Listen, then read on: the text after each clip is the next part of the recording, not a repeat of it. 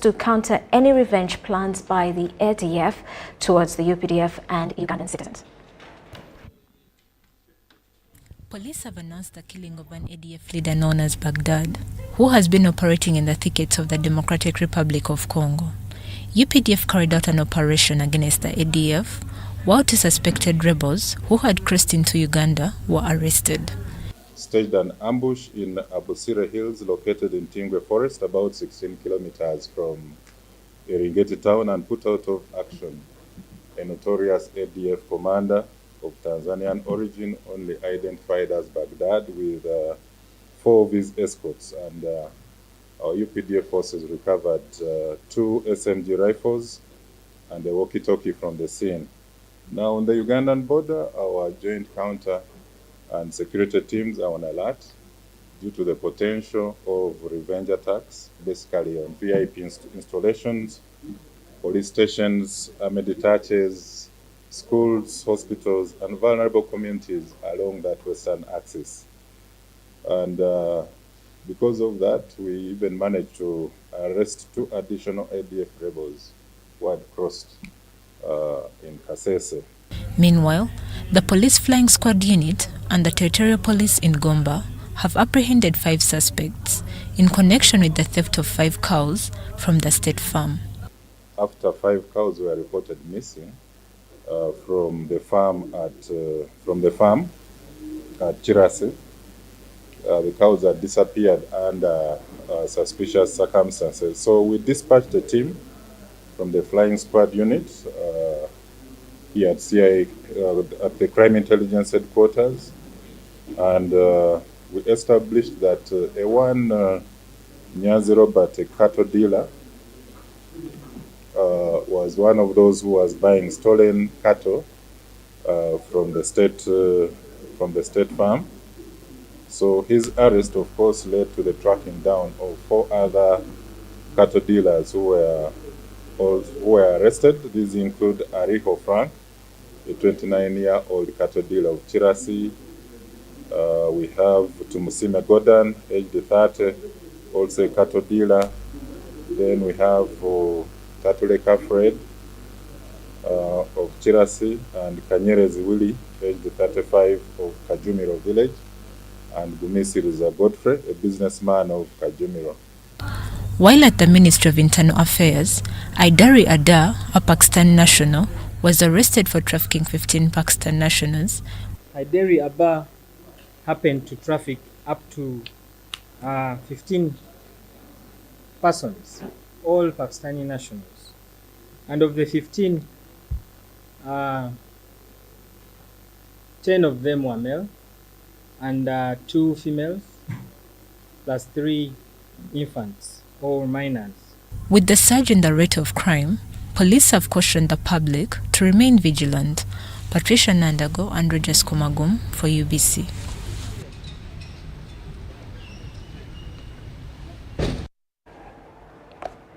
FDC has warned the Katonga faction to stop bad-mouthing the FDC in Najjanankumbi. Instead, work together for a better Uganda. FDC spokesperson John Kikonyogo told the media at their headquarters in Najjanankumbi that cooperation is a better option. Meanwhile, FDC has mourned the demise of their longtime member, Sarah Eperu, who was suffering kidney complications, died at Lifelink Hospital in Namugongo. While addressing the media in Kampala, the FDC spokesperson described Eperu as a committed Ugandan who served FDC in various positions of leadership. From starting another party, they are free, but they should not try to kill FDC. Because if you kill it, what do you replace it with? We never founded FDC to go and oppose our own. We don't have that time. We don't. Personally, I don't, and I don't think I will ever have it. To fight my own, and then leave the target. They attack you. If you don't answer, someone will get tired. I told you here. They attack us until they get tired. They will get tired. Those days, they were not even recognizing that we are in charge of the leadership of the party. But the mere fact that they have gone out to consult whether they start another party or not, it's a confirmatory test. Now, because of political reality, they know we are in charge of this party. We are not going to get out because someone has over-insulted you. We call it browbeat in English. FDC mourns the loss of one of its own, a comrade in struggle, an activist, a women's rights activist, fighter, a communication expert, a founder member in the names of Sarah Eperu. Sarah Eperu was previously our district chairperson for Ngora, but presently she has been the chairperson of Kapil constituency. We worked with Sarah Eperu from Reform Agenda up to today when we formed the FDC. She was a lady who was committed. There's not a single day she was not FDC, and she has passed on as FDC. Traders in downtown Kampala are on strike protesting against exorbitant taxes imposed by Uganda Revenue Authority. Kampala City Traders Association spokesperson Issa Sechito says they are mobilizing a countrywide shutdown strike to bring government to table. The traders are protesting three stakeholders: Ministry of Trade, URA and Ministry of Finance. Mark Wadulo was downtown in Kampala. Unlike other days, by morning, majority of the shops were locked. Some were open. The traders were a rare sight and business was low. Traders in downtown Kampala are on a shop lockdown strike, vowing to sustain it until government amends what they term as a repressive tax regime. It's going to be a nationwide campaign and a closure. Eid al-Fitr is on 10th. All the remaining days have to mobilize the whole country. Various trade association representatives cite high rates levied on them under VAT, income tax and import duty on top of their rent and shop administration obligations. Import duty eri ku 35 amawanga amalala gali ku 20 amalala gali ku 25. Bw'otunuulira VAT abalala bali ku 16, 15, 10 ife tuli ku 18%. Tusazeewo okukola naye tulemeddwa olw'omu China investor eyajja yeebale kujja Museveni weebale muleeta naye lwaki ali mu retail gyange gyendimu basigale mu mafactory gaabwe ffe tugende tubajjeko ebintu tusobole okubiguza omuntu wa wansi. Their discontent is exacerbated by the perceived lack of sufficient education on the electronic fiscal receipting and invoicing system, EFRIS. If I am not having 150 million shillings as the turnover per annum, I don't subscribe to VAT and therefore I don't qualify for EFRIS. But every Tom and Dick has been harassed for over a month. People are crying. The CG comes, suspends, the following day comes back for the same. So people are fed up.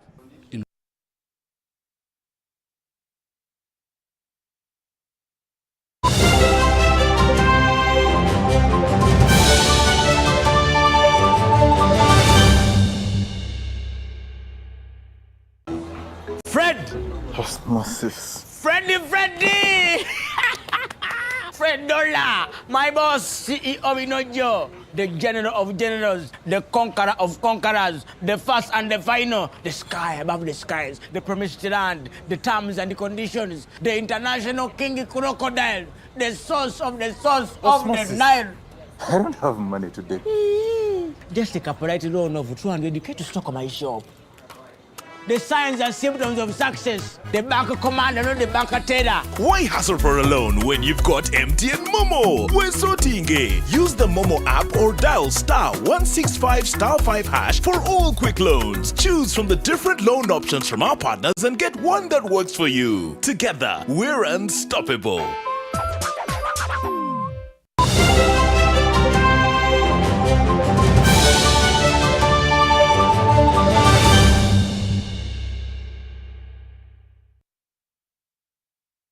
point, the Permanent Secretary at the Ministry of Health, Dr. Diana Atwine, has announced the extension of 1 week for yellow fever preventive mass vaccination campaign exercise from the 8th to the 14th of April.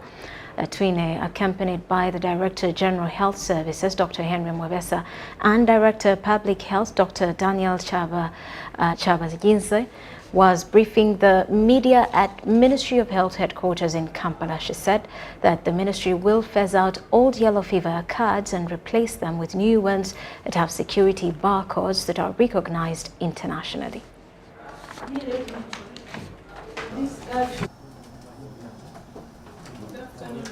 When we close this window of this campaign, any adult anywhere in the country, if you want to get vaccinated, you will have to part with not less than $150. You are going to pay because it is a requirement, and you'll be turned down at the airport, or you will not be allowed to travel, because now Uganda is among the belt countries that are supposed to have fully their citizens immunized, vaccinated, and therefore you must show the proof that you have been vaccinated. We are going, for your information, ladies and gentlemen, we are going to phase out all those so-called fake yellow cards. Anyone we do not capture in our system, you did not get vaccinated. And therefore it will be very, very difficult for you to travel, those of you who want to travel. This is the only window for you to get this opportunity. And for this reason, we must enforce that travel, it is now a requirement. You are going to travel out of here because Uganda is listed among those countries that must have fully vaccinated population. You'll be required to present that card. Failure to do that means that you are going to part with money. That if you took the vaccination, then you don't need to take it again. It covers you for life. Initially, we used to say it was for 10 years, but WHO later clarified, or after scientific evidence, that it covers us for life. And if you have your card, then you don't need to take it again. And now we are meaning people who have genuine cards, because we also know there are those who just bought fake cards. And that will mean that verifying that in our system, if your card is fake and you are not in the system, then that card will not help you. The public health law, it requires us to perform our work without being hindered. And so spreading wrong information, you may spread it for yellow fever, and the other people may not understand that we continue to vaccinate people in this country with over 14 different diseases that we prevent. So I would want to call upon the police to get interested in this kind of people, so that when we lose money, we need to hold them accountable for whatever words they speak and the losses. So I'm requesting those who have the responsibility of following up people who deter good programs. They actually can cause death. Given you for free, now people are playing around.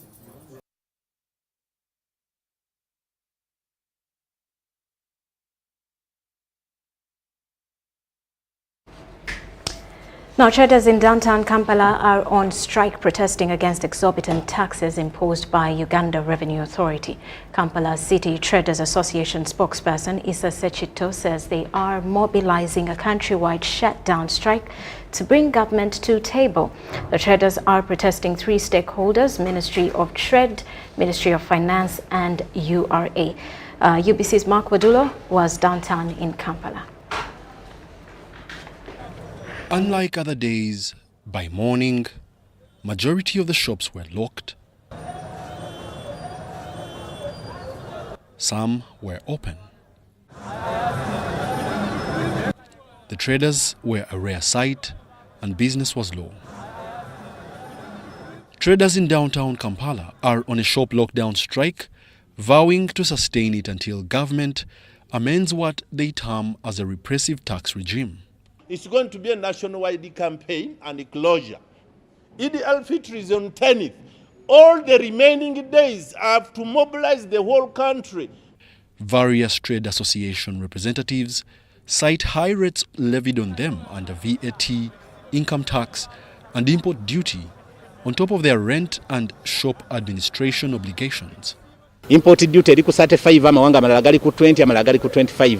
Bw'otunuulira VAT abalala bali ku 16, 15, 10, ife tuli ku 18%. Tusazeewo okukola naye tulemeddwa olw'omuchina investor eyajja yeebale kujja Museveni weebale muleeta naye lwaki ali mu retail gyange gyendimu basigale mu mafactory gaabwe ffe tugende tubajjeko ebintu tusobole okubiguza omuntu wa wansi.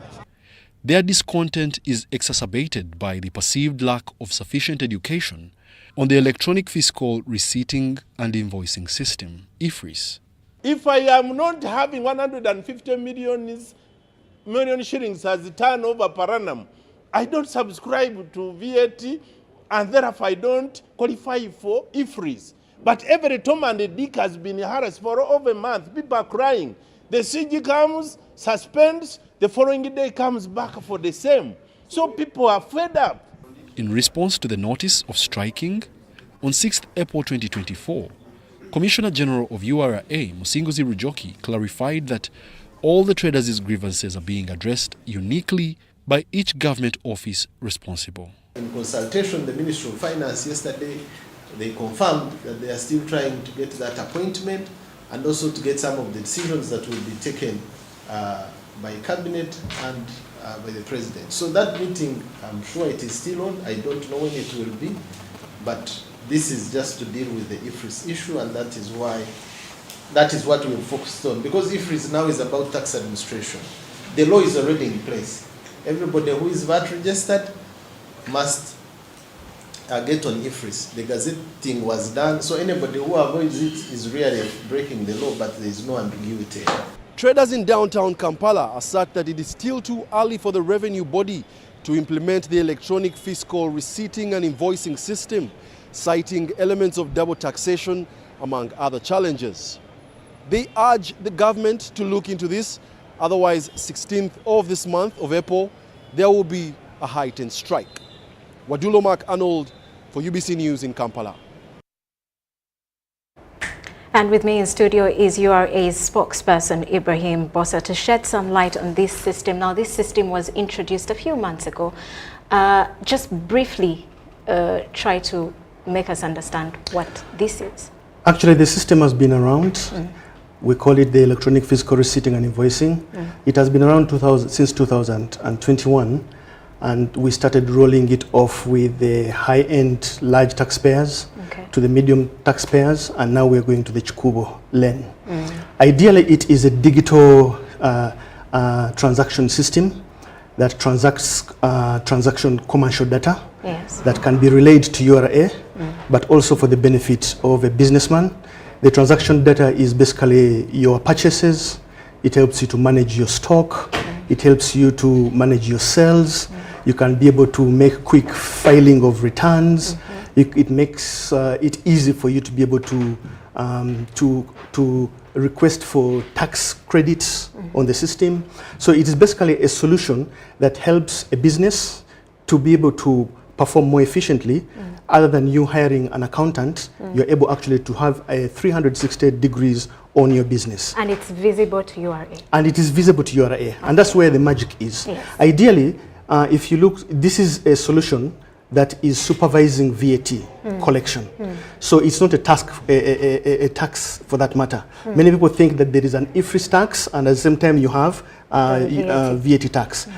We have VAT tax in the law, whereby if you have a gross turnover of 150 million shillings annually, or 37.5 million shillings in 3 consecutive months, you're supposed to be designated as a VAT registered customer. To help you manage that is a solution. In the past, that somebody had to make entries for you to be able to submit VAT. VAT is submitted every month. But with the system, Everything is done on the system. At the end of the month, you go to the portal, insert your TIN, and actually there's a pre-filled form. Everything you have done during the month is already pre-filled for you. You only validate and submit. That means you don't make late submissions. Many of the problems that the businesses are facing are things like late refiling that will give you penalties, or misfiling, or not filing at all. That will end up getting you penalties, some interest, some fines. This solution is helping people to do that. Unfortunately, because of the amount of transparency this system creates, I think some of the business people are not liking it. Why? For the couple of months that we have been now supervising VAT collection in Chikubo and enforcing on the use of EFRIS, the collection for VAT have gone up 500%. What does that tell you? That there has been a lot of VAT that is being collected by businesses but not remitted to URA. And yet remember, VAT is paid by the final consumer. A business registered for VAT does not pay VAT tax. When you purchase, there is VAT. That is your input VAT. When you sell, you put VAT. That is your output VAT. What you give to URA is your output VAT minus your input VAT. Balancing. Meaning that VAT does not affect your capital, does not affect your profit, does not affect your operating capital. But because some businesses have been enjoying the collection of VAT and not remitting it, here is a solution that is creating transparency and creating a lot of discomfort. The EFRIS solution can help us on people who are evading tax, on people who are suppressing sales, on people who deal in misinvoicing, and that is basically where you issue an invoice for no delivery or purchase made. That is usually happens. So these people who deal in VAT fraud can be caught by the system. So if those ring a bell, because we know these are typical challenges within our business communities today, you can see why some people who have been having a smooth ride on this will see a problem with the system. They will call it names. They will claim that it cannot work. They claim that it cannot be understood, because this system works in Rwanda, it works in Kenya, it works in Tanzania. They have used it all along. Those countries average, in terms of collection of VAT, about 35% to their total revenue mobilization. Uganda, we are still at 15%. Actually, just gotten 15%. We are from 13.5%. That tells you that we have a lot of VAT that gets collected and does not remitted. That is a revenue leakage that we are trying to plug, and unfortunately, we are struggling with adoption of technology. That will take a while. We're willing to educate, we're willing to sensitize, we're willing to handhold to make sure that our businesses are comfortable with the new technology, with the transparency that comes with efficient business management. So the traders are saying they are not understanding this system. They have not been given enough time to understand it. You have said it's been there for the higher end businesses and it's just being introduced to the Chikubo trader. How long has it taken you to teach them how to use this system? Actually, they have a point. The Commissioner General of the Uganda Revenue Authority, Mr. John Rujoki Musenguzi, visited Chikubo last year in November, and one of the problems they had was that the system was too expensive to use. Within that time, and now we came up with a desktop application that you can put on your computer or your laptop, free of charge. We also came up with a mobile application that you can put on. So free of charge. You download it from the Apple Store or your Google Store and you're good to go. So the issue of expense is no longer there. An issue. If you can do mobile money on your phone, you can use EFRIS. Now, then there comes the issue of adaptation of technology. Initially, we had given them what we call EFDs, the electronic physical devices.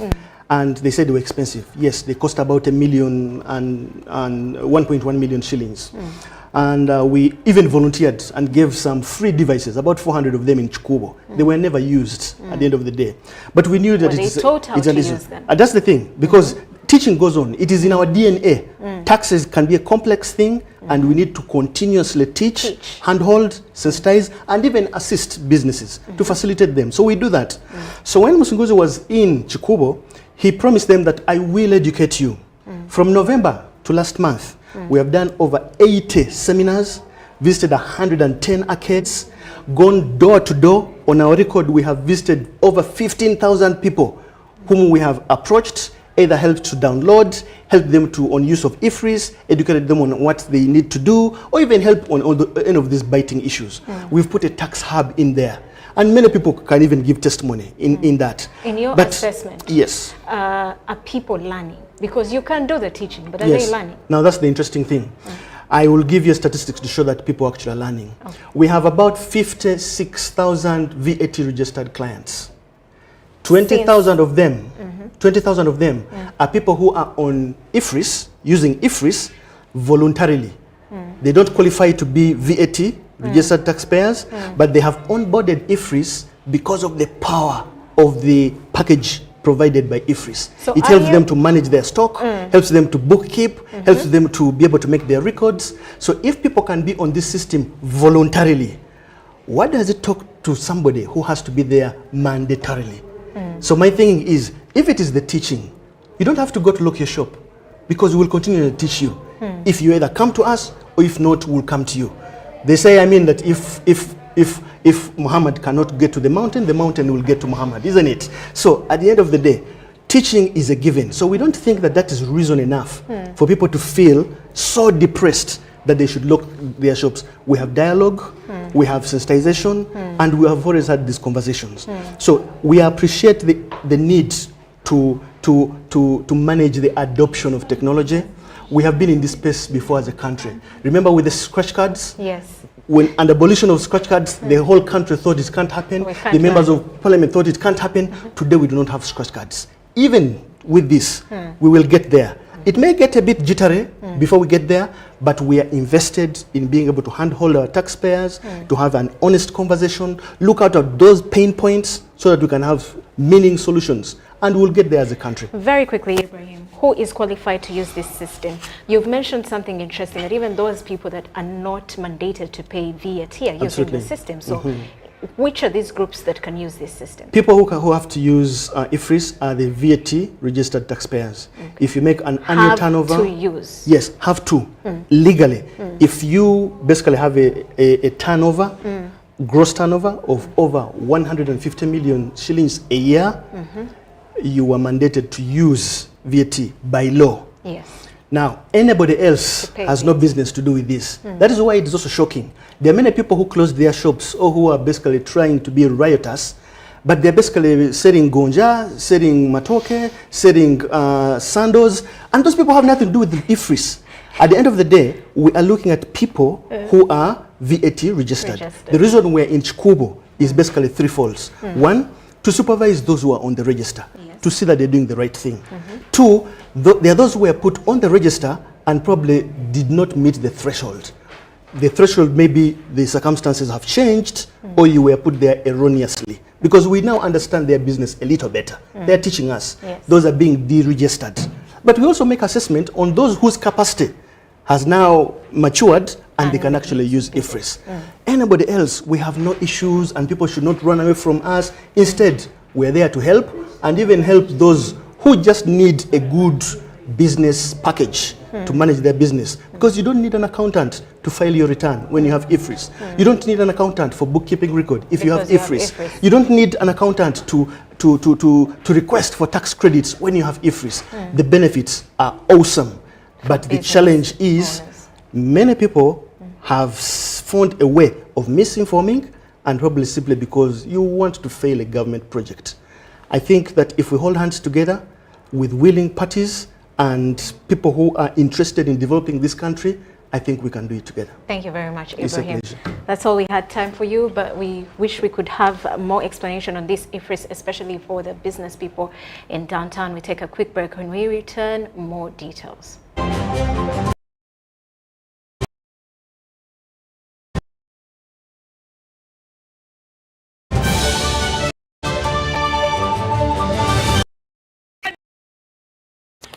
$100, my boss, CEO Inojo, the general of generals, the conqueror of conquerors, the first and the final, the sky above the skies, the promised land, the terms and the conditions, the international king crocodile, the source of the Osmosis. Nile.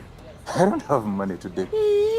Just take a polite loan of 200K to stock my shop. the signs and symptoms of success. The bank commander, not the bank teller. Why hustle for a loan when you've got MTN Momo? We're sorting. Use the Momo app or dial *165*5# for all quick loans. Choose from the different loan options from our partners and get one that works for you. Together, we're unstoppable.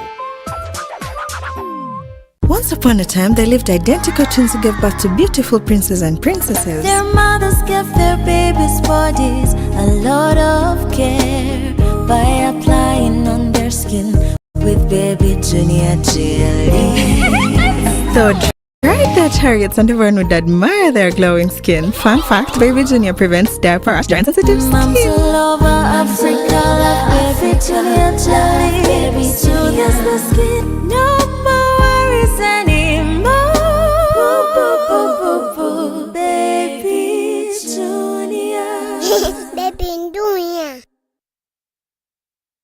Hi Fifi, how are you? I'm fine. Baby, whenever I eat chips and chicken, I feel stomachache, joint pain and body weakness. My dear, go to Timex Nutrition Center and learn the best food for your body. And get treatment according to your blood group. Are you sure? Yes. By the way, do you know your blood group, genotype, and how much you need to exercise? Come to Timex Nutrition Center for professional advice on how to manage your health and immune boosting. At Timex, we treat diseases like diabetes, arthritis, ulcers, obesity, pressure, and many more. For details, find us at our headquarters in Kampala on Nasa Road, Conrad Plaza, 2nd floor. We also have a branch in Barara, or call us on 0758 819952 or 0778 288361. Timex, be your own doctor.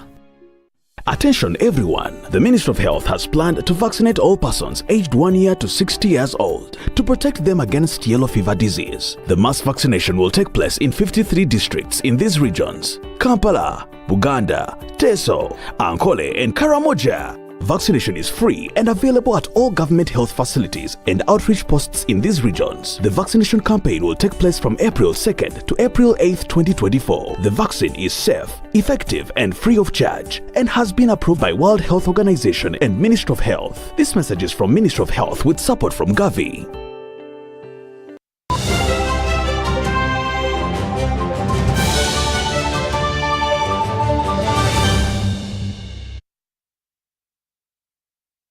Welcome back. You are still watching News Tonight. President of the National Unity Platform, NUP, Robert Chagulanyi, has urged members of the opposition to reject all forms of corruption and ensure that public resources are used for the benefit of all.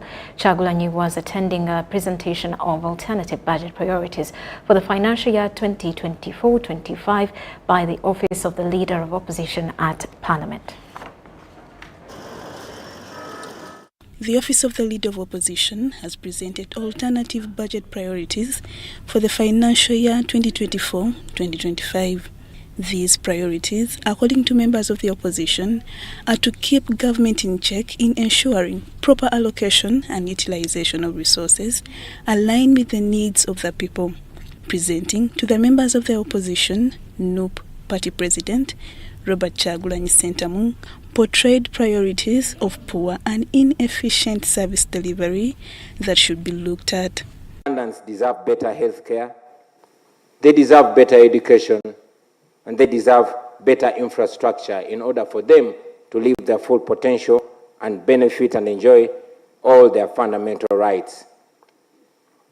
Because education is essential for producing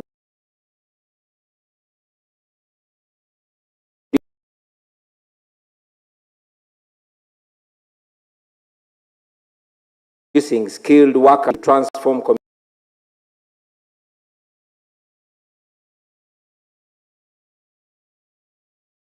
Without changing, we can't achieve this without changing or in fact overhauling our entire education system.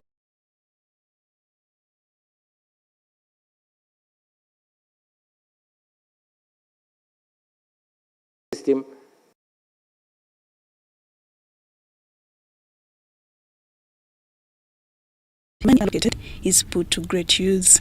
We must resist, we must reject, in fact, we must eject all forms of corruption in public administration. Otherwise, All this will be going to a waste. Our sources will continue sinking down the long drain of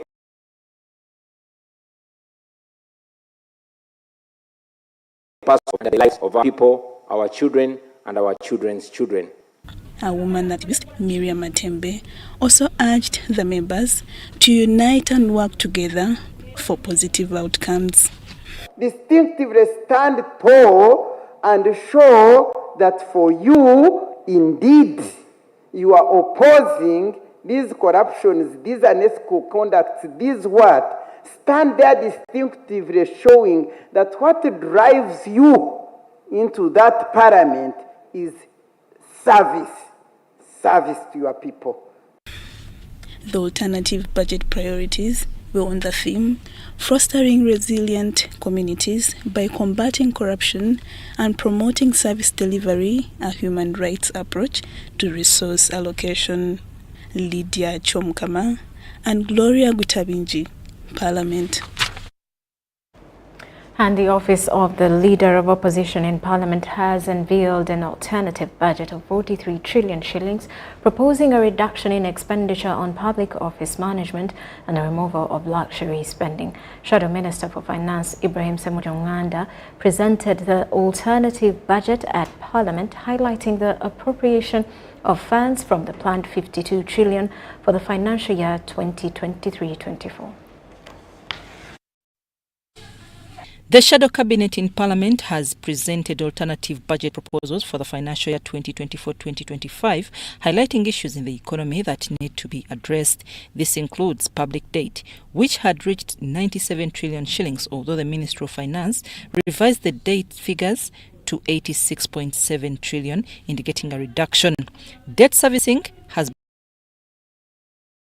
been 6 trillion the financial year 2024-2025, with interest payments at 7.6 trillion shillings, consuming 38.4% of the budget. They are presenting actually is not as much as they presented, because they are not reducing 7.5 in wages and salaries, 316 billion in gratuity, and 263 in the pension. When all this is reduced, the resources for Parliament to prioritize next financial year will be 13.6 trillion. That government has presented. But you will see the minister say, I have brought a budget of 54 trillion. Uganda's annual external debt servicing has reached 3.2 trillion shillings, with 1.9 trillion as interest. The Auditor General's report shows domestic debt has reached 44.67 trillion shillings, with domestic debt contributors characterized by licensed commercial banks that are foreign. Shadow Minister for Finance Ibrahim Ssemujju noted that borrowed and unutilized loans from China are choking Uganda, with the government required to pay 443 billion shillings in commitment fees for unutilized loans. Agriculture, we borrowed money. 309 billion borrowed to boost agriculture is unutilized. The money for digital transformation, it is also not utilized. We borrowed money to fix our broken road network to the tune of 13.2 trillion. It is still there, not utilized. Ibrahim Ssemujju proposes that the budget on savings and luxury be removed. This includes removing an aggregated figure of 187 billion shillings for renting offices and 780 billion shillings for public officer transport, with these funds channeled to sectors in need. Financial year, we will spend 780 billion on transporting public officers. 780 billion. On average, that's what we spend. Because usually we spend 220 billion acquiring new vehicles. Also we are going to spend 162 billion on donations by our leaders. Donation, money for vehicles, money for this. All this money can be reprioritized in the sectors that the head of opposition outlined here: health, education, sectors that are going to help our people. The shadow cabinet say the realistic total budget should be 43.4 trillion shillings instead of 52 trillion, the figure for the financial year 2023-2024. Proposal is that once you've dealt with this luxury, next year you don't even have to go and borrow 9 trillion from commercial banks. And then if for a sustained period of 3 to 4 years you are not borrowing, it means now you'll have more resources available. You'll no longer be spending 20 trillion on servicing debt.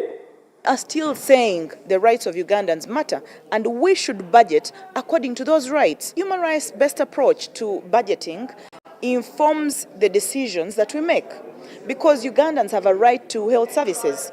Ugandans have a right to education. Yeah, we think a lot more needs to be invested therein, and that money is available, like I've said. Education, infrastructure. You see, the challenge that we do have, as I have said, is Ugandans keep paying taxes, but they see little when it comes to service delivery. 24. This budget follows the previously laid alternative ministerial policy statements in the House, which were distributed to different sectoral committees. I'm Navka Farida and Gloria Gwitabinji in Parliament. Meanwhile, stakeholders in telecommunication want policies and laws on vandalism revised and sentences passed to culprits redefined.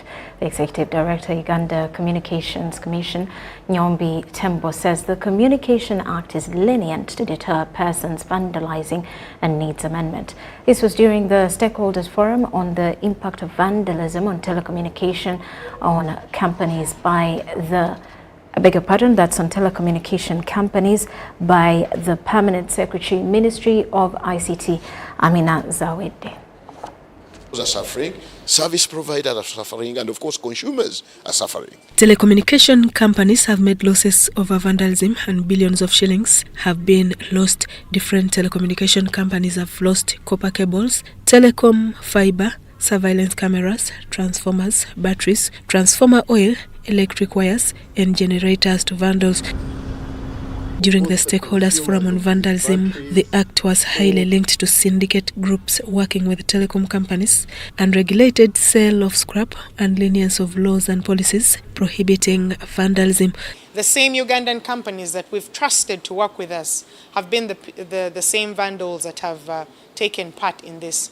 And we're working very hard to stop this vice. But it is true that sometimes we've been hit by our own vendors. Stakeholders made recommendation where offenders are named and shamed, joint collaborative approach on handling vandalism, and massive sensitization against the Act. We feel that the loss for us, which is 1.8 billion shillings, if it's compared to 2.4 million shillings range, we feel that people should be charged with more money and it should be longer terms. Police has over 1,500 kilometers of fiber, 400 masts and other surveillance systems across the country, which have not been spared of vandalism. To prescribe security, physical security and also cyber security to them, what they must have in order to operate.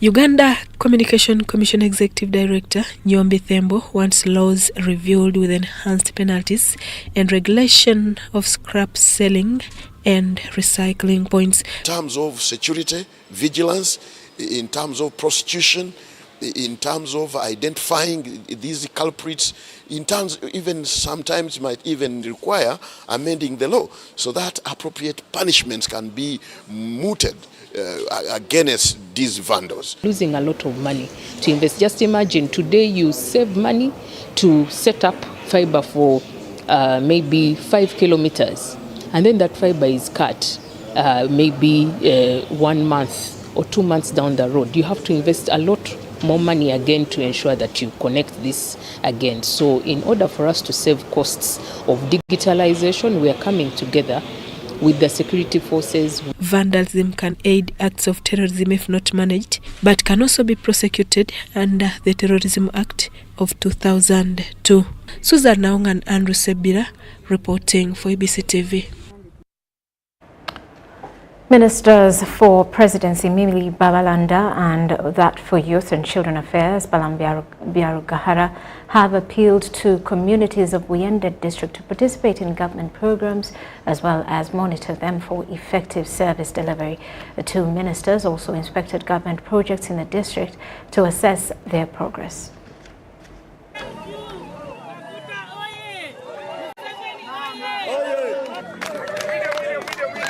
Ministers for Presidency Mile Babalanda and for Youth and Children Affairs Balam Barugahara were in Buyende district to assess the performance of government projects. The two ministers toured Bukungu landing site to assess the building of the two ferries.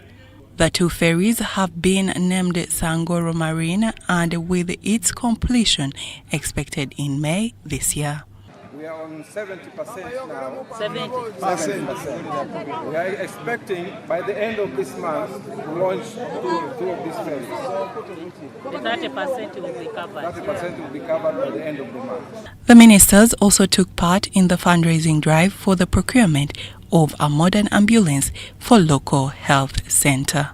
Uganda shillings 17 million were raised towards building an ambulance, with the Minister Babalanda pledging to lobby another one from the government.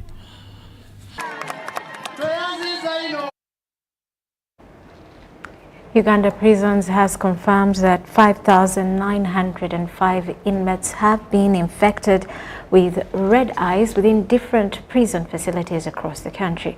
This comes after Ministry of Health and Kampala Capital City Authority announced the outbreak of red eyes in schools within Kampala metropolitan area. Infected visitors have been advised against visiting inmates to avoid the spread of the disease.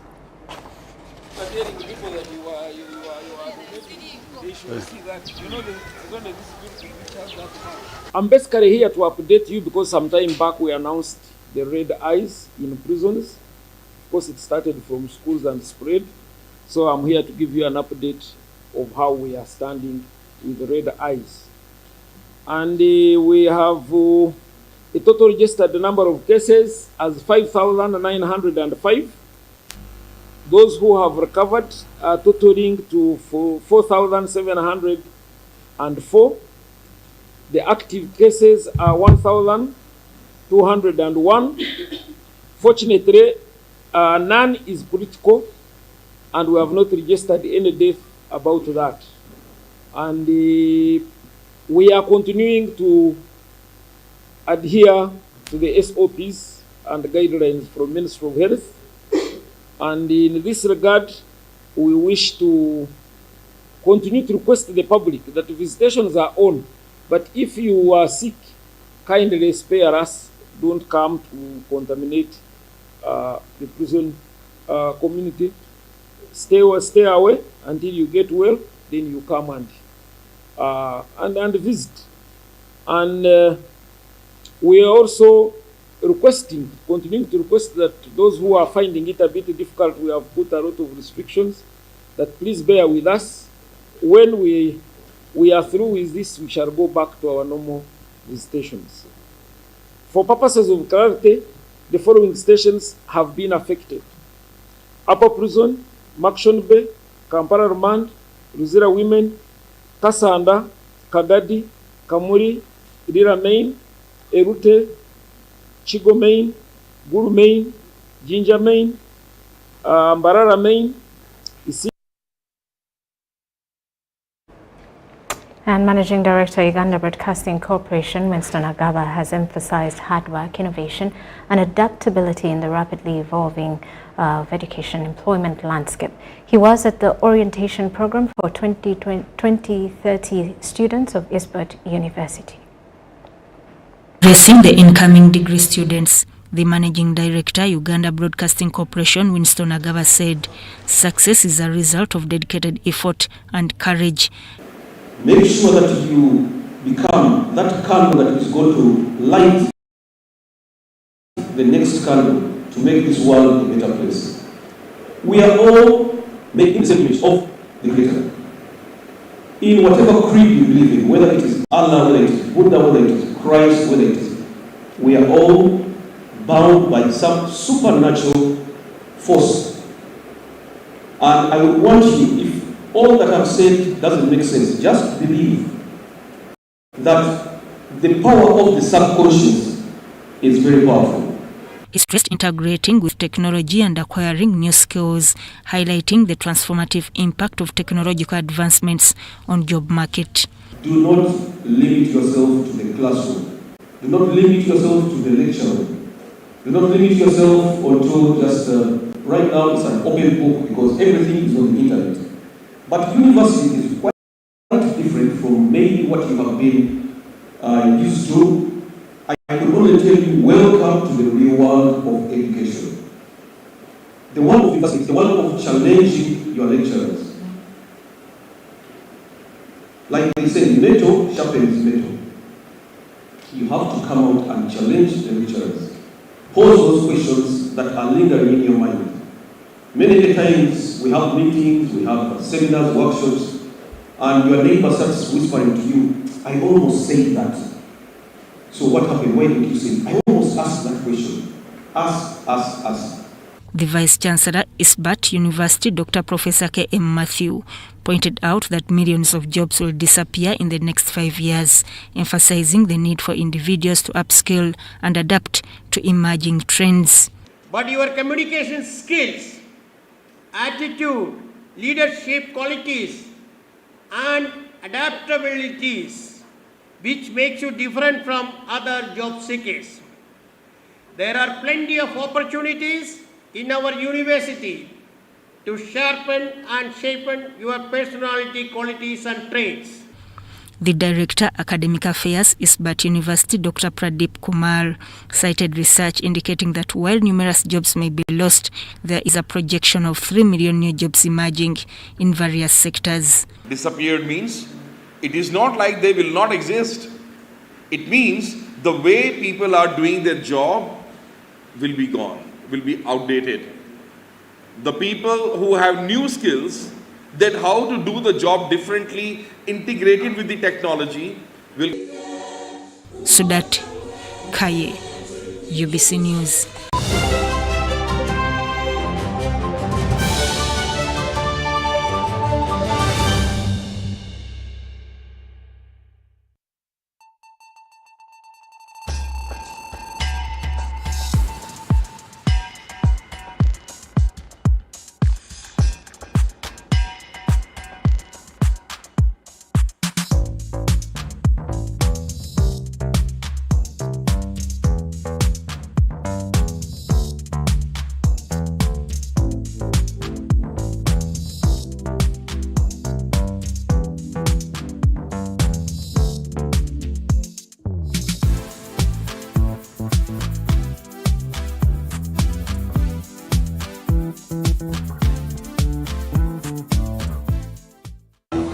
Fred! Osmosis. Freddy! Fred Dollar, my boss, CEO Inojo, the general of generals, the conqueror of conquerors, the first and the final, the sky above the skies, the promised land, the terms and the conditions, the international king crocodile, the source of the Osmosis. Nile. I don't have money today. Just take a polite loan of 200k to stock my shop. The signs and symptoms of success. The bank commander, not the bank teller. Why hassle for a loan when you've got MTN Momo? We're sorting. Use the Momo app or dial *165*5# for all quick loans. Choose from the different loan options from our partners and get one that works for you. Together, we're unstoppable. The government of Uganda and the Uganda Bureau of Statistics is calling upon all stakeholders such as the chief administrative officers, city mayors, resident city commissioners, city clerks, city and division councillors, wards and LC chairpersons, as well as the residents and business communities to cooperate with the UBOS field teams as we embark on advanced preparations to conduct the National Population and Housing Census on the 10th of May 2024. The census will be a 10-day exercise to obtain statistical data and information that will be used for planning and policy formulation, including information on 1. How many we are, 2. Where we are, 3. How we are living, 4.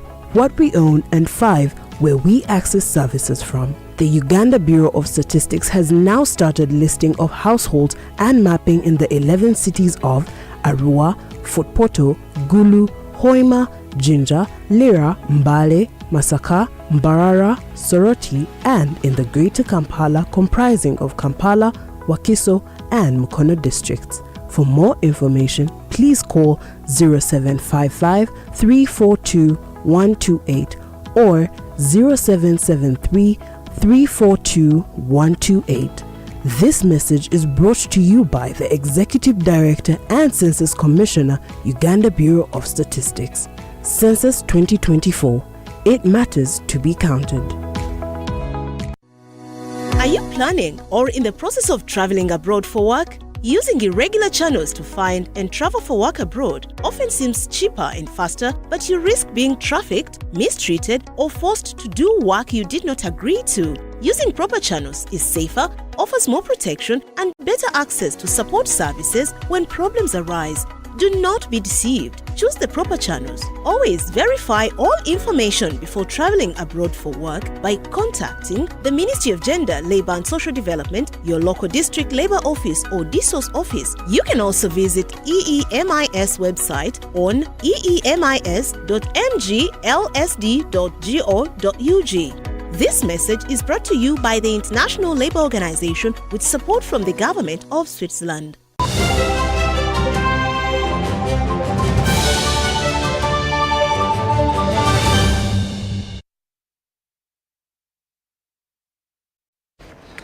Welcome back. Now, Uganda Bureau of Statistics has issued instructions and clarification about the ongoing recruitment census field workers.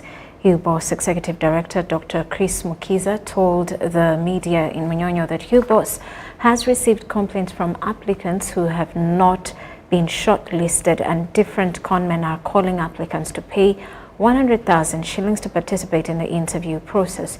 He called upon the public to disregard the matter and said the display on shortlisted candidates will continue until the 12th of April.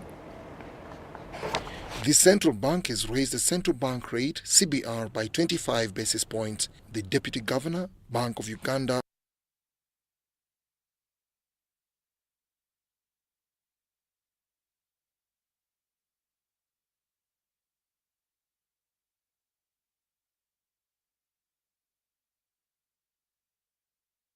people who are not satisfied with the process. The Uganda Bureau of Statistics has received countrywide complaints from applicants who have not been shortlisted as stated below. A, that those with qualifications have been excluded. Have also been alerted that there are conmen who are calling the applicants to pay 100,000 shillings in order to participate in the interview processes. These are conmen. C, there is a fake online advert making rounds on social media about census recruitment. So anybody who wants to know that they are shortlisted or they are not shortlisted when they applied should go to the sub-county headquarters and view. If they are not there, we have given them the way to complain. Until end on Friday at 5 p.m. During the weekend, we shall sort out the complaints, and on Monday, they have been informed that the interview process will commence. That will not jeopardize our planning for the training. We are going to start training these people on 29th, 28th? They met us 29th. 29th. So we still have time. By the time we reach 29th of April, everybody who qualifies to be shortlisted will be shortlisted. And the reason of shortlisting is not that if you are shortlisted, I've got a job. That's the second question. That I have got the numbers I want, and therefore let me close. No. This photo here, you read this one here.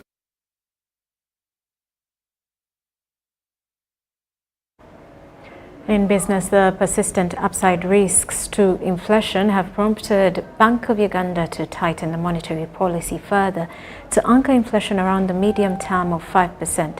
Consequently, the central bank rate has been raised by 25 basis points to 10.25%. The bank has raised the central bank rate CBR by 25 basis points. The Deputy Governor, Bank of Uganda, Michael Ating Igo, says that the move agreed upon by the Monetary Policy Committee seeks to enhance economic stability. The bands on the CBR remain at plus and minus 2 percentage points, and the margins on the CBR for the rate discount and the bank rate at 3 and 4 percentage points respectively. As a result, the rate discount and the bank rates will be 13.25% and 14.25% respectively. The increase in the CBR is a prudent measure